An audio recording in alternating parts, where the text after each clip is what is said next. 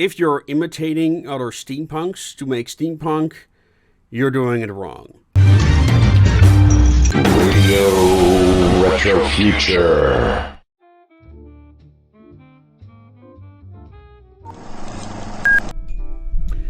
Good day everyone, this is Bonzerd of Radio Retro Future, and today I want to talk about the steampunk aesthetic and how I changed my mind on it a little bit in the past couple of years, and like how I think it can be best explained to people who want to dabble in the steampunk aesthetic, and in particular how to implement it in story so it actually complements the world rather than detract from it. There's this misconception about the steampunk aesthetic, and in particular that the tropes associated with the steampunk aesthetic, steampunk as a concept does not have a monopoly on, for example, the color brown, or cogs, gear, steam engines, all that. That is things that you can find across various genres, be they aesthetic or stories. And that is one of the first misconceptions. So you can have fantasy worlds like, let's say, WoW, or the Elder Scrolls series that have like these very retro futuristic machines, like often they're inspired by Da Vinci. It doesn't mean that the world or the aesthetic is steampunk. And that of course brings us to the question, okay, well, if that isn't steampunk, you know, aesthetics with those particular tropes, what is steampunk? And again, for those new to my channel, that steampunk can mean three things, and one of them is it is a genre of storytelling, it is a aesthetic, and it is like a reference to the costume community and the conventions. So those are three different things, and it's very important whenever you talk about steampunk to define, are we talking about the steampunk aesthetic or the steampunk genre, because these are not the same. So you can have fantasy worlds with steampunk inspired aesthetics, for instance, and you can have steampunk worlds that aesthetically do not look particularly steampunk. And in particular, for my series, The Association of Ishtar, for which we're doing a Kickstarter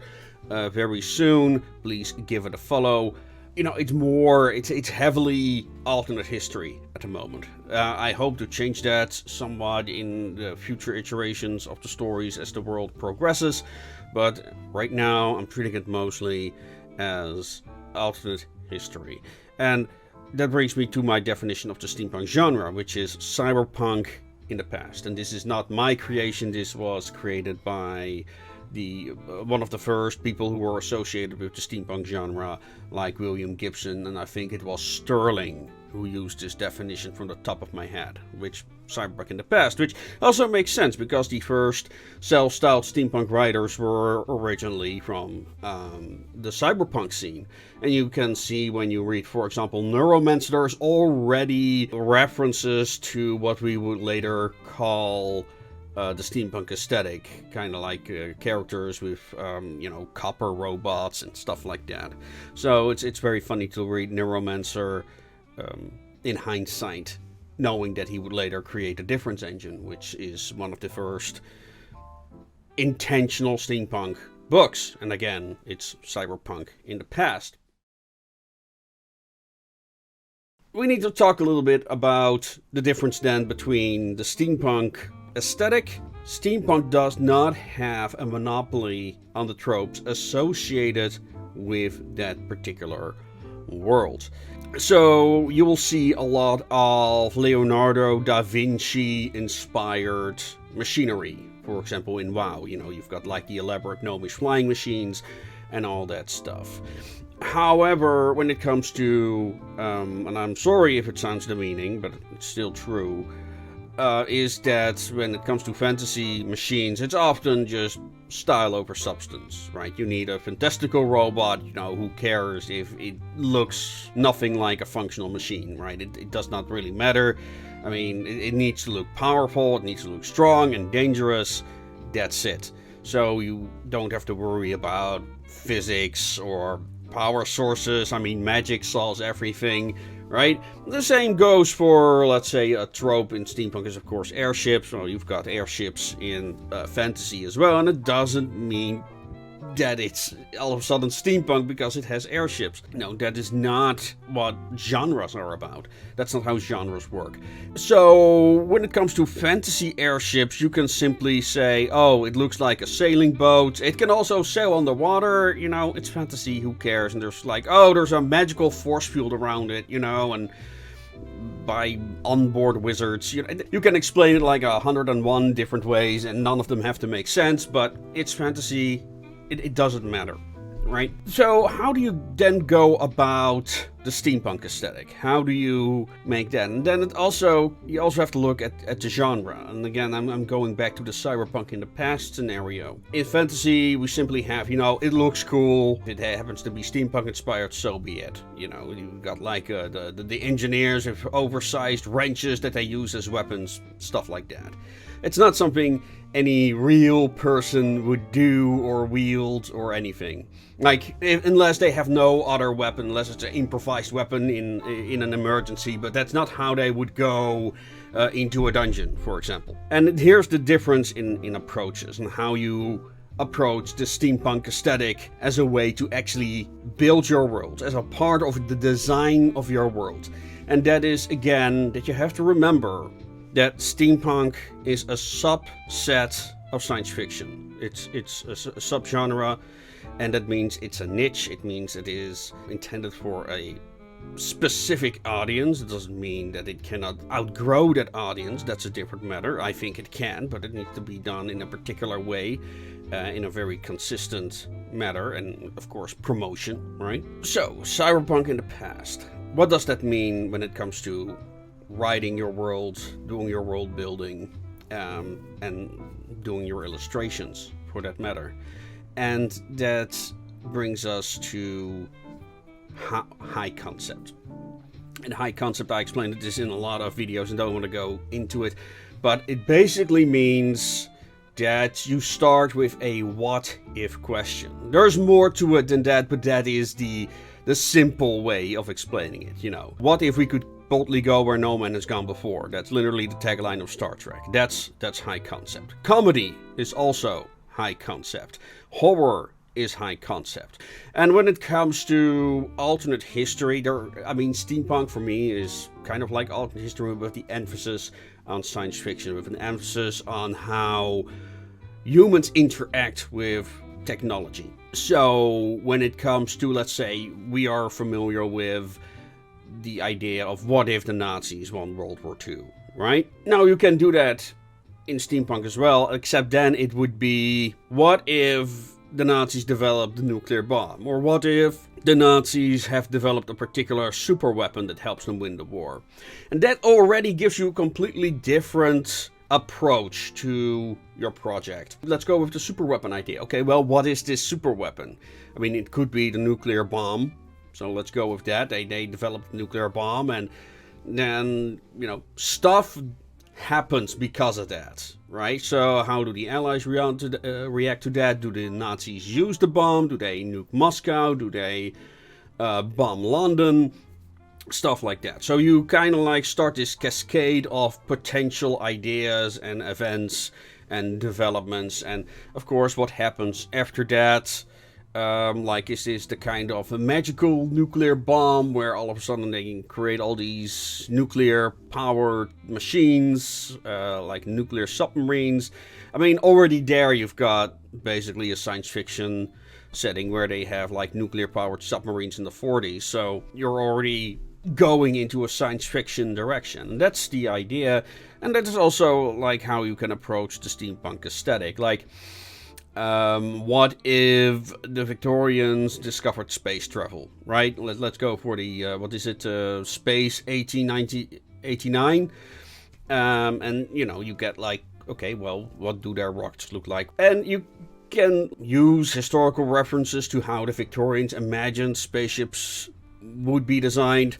Or you can say, well, I'm taking modern designs and then applying that to, let's say, Victorian sensibility. So it's going to be like the Discovery space shuttle, but with a bit more flair. Or the wings look a bit more bat-like, for example, just to name some ideas. Or you can go what is very popular, and I love, like, I've got the collection from Alex Ellis over there, and he uses a lot of Art Nouveau inspired spaceship designs. Also in his world, they imagined that ether is a real thing, which is an old idea that space was a liquid. So everything is kind of like, well, a sailing boat, I guess, sailing through the ether, rather than, I think Space 1889 has the same idea. None of it is true, of course, but hey, that is what they thought space would be like. Now, do I have much more to say about this, really? Well, one thing that I would like to say when it comes to designing steampunk is, if you're imitating other steampunks to make steampunk, you're doing it wrong. And I kind of already explained why that is. It's because, you know, instead of doing the, well, convention thing where you copy the goths in brown look with the goggles and the top hats and that type of thing, you look to history. And then you compare it to ideas in science fiction. And then you kind of like combine those two. That is what the first steampunks did. That is what I always have done. So I might show you the image of right here, image of Maurice Havelar's spacesuit, who is the main character of our upcoming comic, Journey to Elysium. And for this we used one of NASA's original spacesuit designs, which it already looks very pulpy in science fiction, and I love it. So that's how we gone about it, and that's how I go about designing many other things. There's a lot of historical references, like for instance, this is the Dragoon, an airborne Dragoon. For that I also have like this whole lore developed, like how do they fly, how do they deploy, why do they exist. So again, I'm asking all these questions of how it works, and also how to communicate it to the reader, right? I'm still heavily working on that, on how we're gonna do the armies in my world, because it's not intended for conventional warfare, as you might imagine, or how it's often done in steampunk-themed games. So that's another video, another ramble coming up, but I wanted to start with this before to kind of like explain, when you're trying to make your own steampunk world, don't look at other steampunk worlds. Look at history, look at science fiction, and can combine those two. Ask that what-if question when you develop any world, be it aesthetically or genre-wise. Like, what it is that you're trying to explore. Like, what is the what-if situation. And if that does not appeal to you, just make fantasy. It's not that difficult. And that's fine, right? But know your audience. Know what you want to do. Know where your focus is. And, yeah. Know and think of... I like to think of steampunk as a very unique genre, as a niche genre, as I already explained before, where you have to do things a tad differently to really make the themes pop out. And that is, you gotta understand that for me, a genre, I guess I should have started on this, is that a genre is a toolkit. When you try to do something, when you try to explore something or bring something to life, you need the proper tools. And the same goes for making illustrations, you know. Figure out through illustrating what it is that you're trying to bring alive, what it is you're trying to explore, what you want your, I don't know, your soldiers or robots or whatever to look like. And what historical inspiration is the best fit for that.